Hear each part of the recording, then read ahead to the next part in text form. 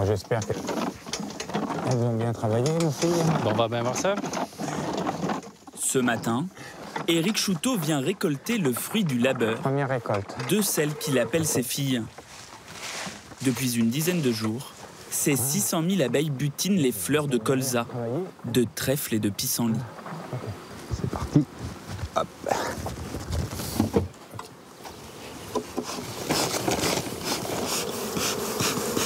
Celui-ci, il est un peu chaud. Hein. Oui, il n'y a pas grand-chose. On va lui laisser. Si la première ruche est vide, on espère que celle-ci, elle vient travailler. La seconde regorge de miel. Celle-ci est magnifique, parce qu'on voit déjà la cire blanche, une cire fraîchement tirée. Donc on peut dire qu'elles ont récolté. Voilà. Tiens, vas-y, tu me mets ton doigt si tu veux. Goûte. La première récolte est bonne, environ 40 kilos de miel. Il est délicieux. Délicieux. Vraiment, c'est superbe. Donc ça, c'est miel colza aux pépines. Apiculteur depuis l'âge de 16 ans, Éric a été choisi pour installer une trentaine de ruches sur les hauteurs de l'abbaye de Fontevraud, une cité monastique hors du temps. Cette sérénité qui est là, on apprécie beaucoup, quoi. C'est calme, c'est agréable, on se sent bien en fin de compte. Je pense que les abeilles se sentent bien aussi.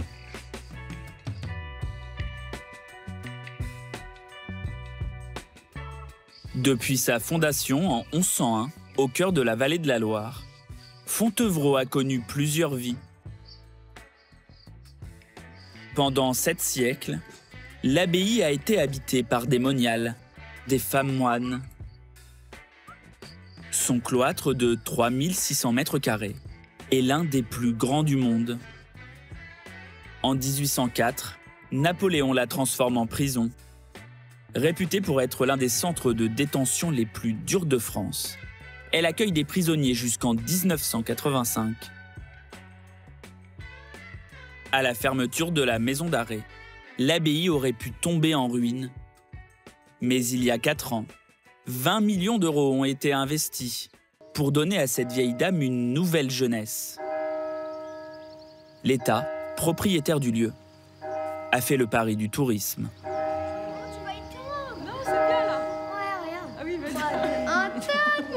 Les Leroux et les Courtois sont parisiens. Ah bah non, il sait pas faire, tu vois. T'aurais dû faire. Ils ont pris une semaine de vacances pour un parcours autour des châteaux de la Loire. Fontevraud est leur dernière étape. L'entrée est à 11 €. L'abbaye était le refuge d'Aliénor d'Aquitaine, reine de France et d'Angleterre. Elle y repose avec son mari Henri II et leur fils Richard Cœur de Lion. Au-delà des sépultures et des vieilles pierres, les enfants sont attirés par une attraction à l'entrée de l'église. Ah voilà, les nuages et la maison. La direction a investi 100 000 € sur cette table numérique. Très bien.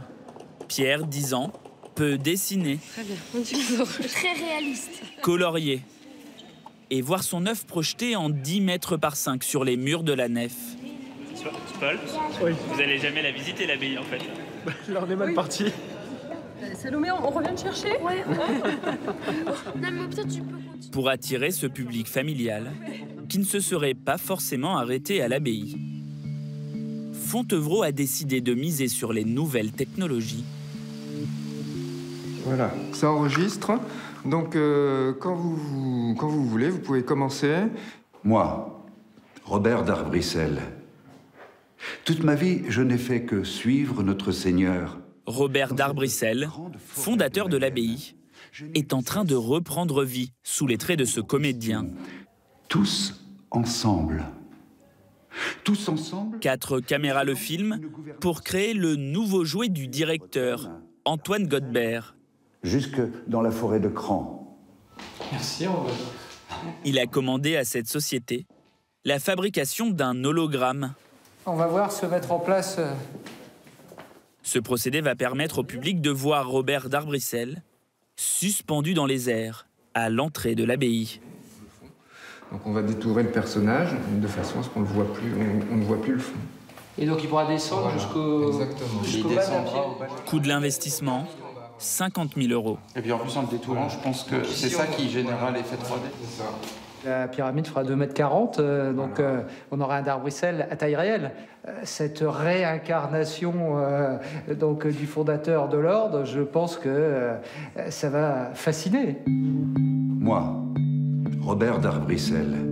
Grâce à cette nouvelle image, plus moderne, Fontevraud espère passer la barre des 200 000 entrées l'an prochain, soit 1,5 million d'euros de recettes. De quoi financer une partie du montant colossal consacré à l'entretien du domaine. Rien que pour les 4 hectares de toiture, comptez 300 000 € par an. Sur les 4 années à venir, 20 millions d'euros de travaux sont prévus. On va aller directement de ce côté-ci. Pour réduire un peu la facture, Stéphane et Thierry, les petites mains de l'abbaye, doivent redoubler d'ingéniosité. C'est bon pour toi? Là. Et on y va. Avec ce drôle de ballon, ils vont décaper les 4 coupoles de l'église abbatiale, à 30 mètres de hauteur. Donc c'est un ballon gonflé à l'hélium, habillé d'un filet, un filet de jardinier, de protection. Et on va essayer en fin de compte de frotter le long de la coupole pour ramasser le maximum de toile. Avant, il fallait faire venir une grue et fermer l'église au public.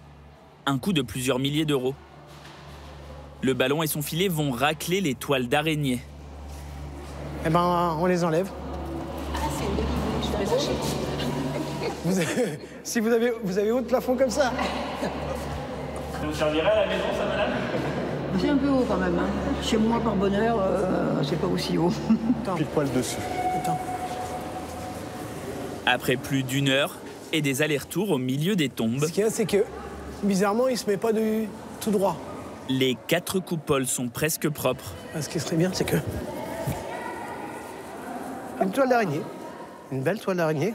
Qu'on voit tout petit d'en bas, mais qui prend des proportions comme tout, hein, comme on dit à l'abbaye. Bah, tout est gigantesque, donc...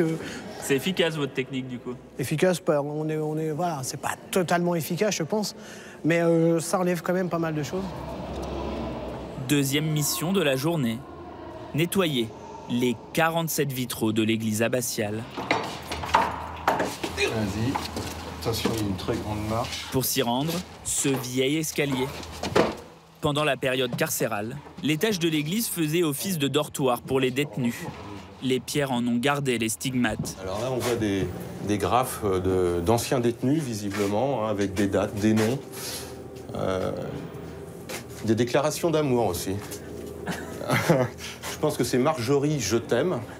Là, il y a une date, 15 juin 48, hein, visiblement. Bellard. Ok. Plutôt que de faire appel à une entreprise spécialisée, Mettre la visière un petit peu. Thierry nettoie lui-même les vitraux, suspendus à 20 mètres du sol. C'est Jésus. Il est propre, Jésus, là? Je pense qu'il est bien. Plus qu'un simple lieu de visite, l'objectif est de faire de Fontevraud un complexe touristique haut de gamme. Il y a 4 ans, l'infirmerie des lépreux et l'ancien dortoir des moniales ont été transformés en hôtel 4 étoiles. La famille Courtois, donc 4 personnes, 2 adultes, 2 enfants. Voilà, chambre 602, vous avez réservé pour 1 nuit. Oui, c'est bien ça. Pour 180 € la nuit, les Courtois et les Leroux vont profiter de la quiétude du lieu. Oui, c'est une chambre en duplex. Dans leur suite sur 2 étages, bien loin du confort spartiate que connaissaient les moniales. Vous êtes dans l'autre chambre. Oh, on a la vue. Mais surtout, les familles vont avoir un accès VIP à l'abbaye.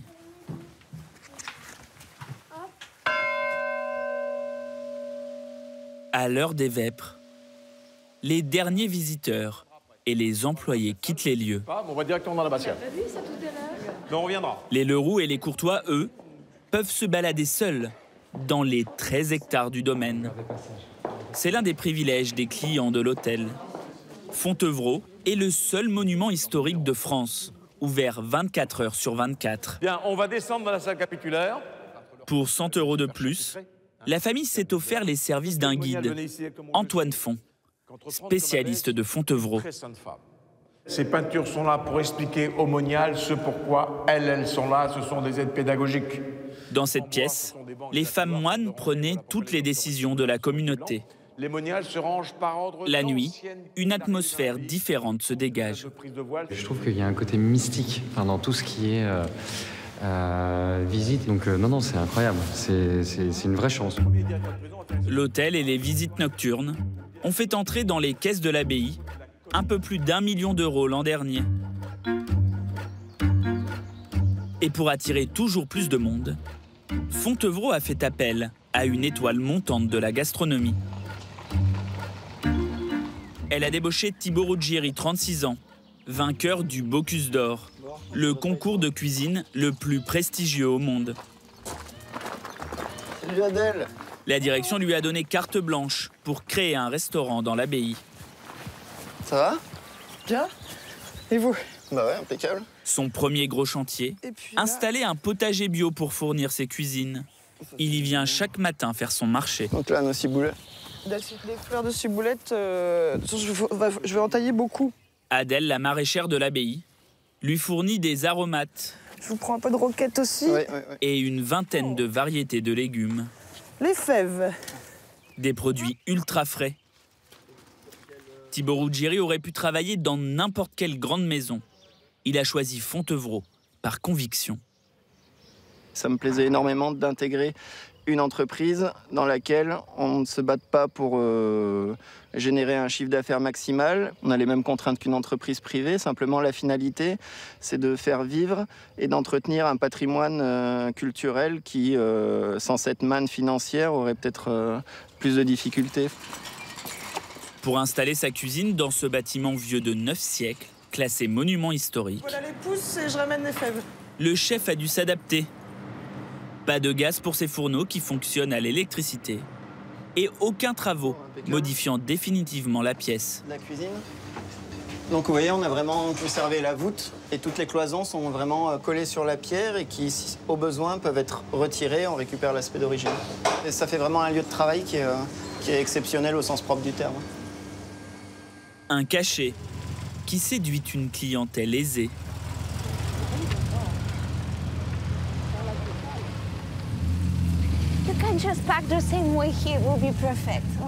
Ce jour-là, les membres d'un club britannique de voitures de luxe ont privatisé l'hôtel et une partie du restaurant. Ils sont accueillis par Charlotte, en charge de l'événementiel à l'abbaye. We will take the picture now, okay? Thank you.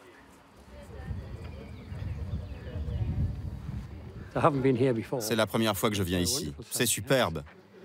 Ça montre bien la puissance qu'avaient les ordres religieux à l'époque. Charlotte travaillait dans l'hôtellerie de luxe au Mexique. Elle a été spécialement embauchée pour développer ce tourisme d'affaires. Depuis son arrivée, il y a à peine un an, un événement comme celui-ci est organisé tous les 2 jours. Les Britanniques dîneront dans le petit réfectoire, l'ancienne cantine des moniales. Tarif du gîte et du couvert pour 29 personnes, 5 800 €. Qu'est-ce que vous regardez, Charlotte? Que tout soit propre, que tout soit bien mis, les derniers petits détails, qu'il n'y ait rien de travers, tout simplement, que ce soit parfait. On veut juste qu'elle vienne tous les ans. Et c'est parfait. À Fontevraud, le repas du chef commence toujours par un clin d'œil à l'histoire du lieu. Donc ici, on a un pain cuit melba avec un petit peu de beurre clarifié. On a préparé un velouté de carottes qu'on va venir en fait verser ainsi. Les moniales, comme les prisonniers, mangeaient systématiquement une soupe, un bouillon, un potage, accompagné de pain qui était tranché plusieurs heures à l'avance. Donc on pouvait logiquement en déduire que ce pain devait être sec. Et donc je me suis dit, ben, tiens, la soupe et du pain sec. En salle, Charlotte vérifie que la créativité de Thibaut Ruggieri fait son effet. Hi, Jamie. Just wanted to know if everything was fine. C'était super. Super repas. Pour la suite du dîner, la révolution du potager. Une assiette de légumes qui change chaque jour suivant la récolte. Pintade aux fèves et vinaigre de morille. Service. Et en dessert, les délices de pommes et ses biscuits croquants. Je réclame 2 révolutions devant 2 champions. Ou t'as le temps de les faire tout de suite ou pas? Chef. Ou pas? Cette cuisine a permis à Thibaut Ruggieri de décrocher l'an dernier sa première étoile au guide Michelin. Un raffinement a mis le lieu de ce qu'ont vécu les derniers habitants de Fontevraud.